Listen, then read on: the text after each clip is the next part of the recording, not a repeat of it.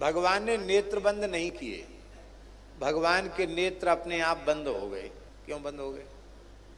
नेत्र कौन है भगवान के? सूर्य। चक्षोहो सूर्यो अजायत, सूर्य नेत्र है। और जब जीव की सदगति होती है महाराज जी, तो सूर्य मंडल का भेदन करके जाता है।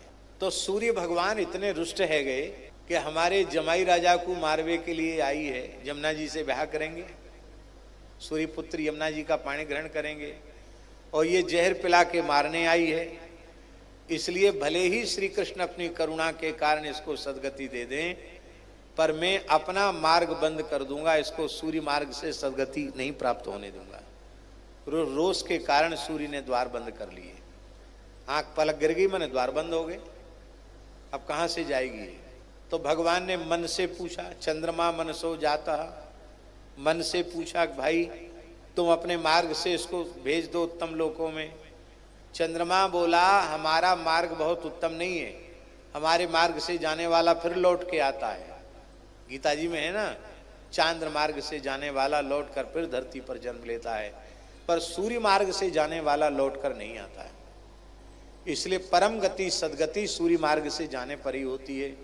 पर जब सूर्य का द्वार बंद है तो कोई बात नहीं, तुम अपने मार्ग से इसको जाने दो।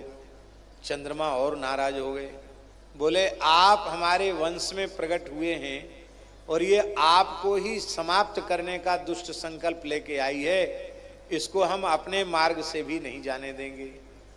तो सूर्य मार्ग चंद्र मार्ग तो अब बंद हो गए। नरक उसको भेजना नहीं है, तमो मार्ग में भेजना नहीं है, भेजना है सदगति में। तब क्या करें? तब श्री ठाकुर जी आंख मूंद कर सोचने लगे, इस बेचारी पूतना का कल्याण कैसे करें। तो श्री ठाकुर जी ने संकल्प किया, महाराज जी जिस जीव के कल्याण के सारे मार्ग बंद हो गए हों, उस जीव को भी मैं कृपा के मार्ग से अपने धाम को भेजता हूं। और इस कृपा को ही पुष्टि कहा गया, पुष्टि मार्ग। इसी कृपा को ही पुष्टि कहा गया, माने पोषणस्त तदनुग्रह।